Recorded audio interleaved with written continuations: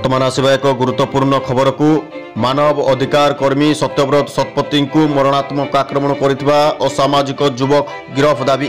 भारतीय मानव अधिकार परिषद कर्मी सत्यव्रत शतपथी को गत 8 तारिख अपराह्न घर को फेरुवा समय भद्रक जिला वासुदेवपुर ब्लॉक बरंडुआ पंचायत चंदनपुर स्थित बेतड़ा ठारे 2 जन असामाजिक युवक मरणात्मक आक्रमण करने द्वारा सत्यव्रत अवस्था संकटपूर्ण थिबारु वासुदेवपुर मुख्य चिकित्सालय चिकित्सित होती।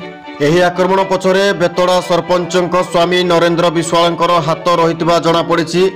तेणु मानव अधिकार कर्मी सत्यव्रत शतपथी को आक्रमण करिथिबा 2 असामाजिक युवक एवं सरपंच स्वामी को 7 दिन भितर गिरफ करी आईन अनुଯାयी विहित कार्यानुष्ठान ग्रहण करने को दाबी करी आज पूर्वाह्न शताधिक भारतीय मानव अधिकार परिषद जगतसिंहपुर जिला सभापति ज्योतिरंजन परिड़ा नेतृत्व में महिला सेल सभानेत्री सुरप्रभा नायक जिला सह संपादक बाबुली चरण दस संग्राम केशरी पट्टनायक लीजाराणी साहू सरोज नायक जामसे गोछायत शरद कुमार साहू प्रमुख अभियुक्तों को गिरफ दाबी करी जिला आरक्षी अध्यक्ष जरिया पुलिस महानिर्देशक को दाबी पत्र प्रदान करा जायछि।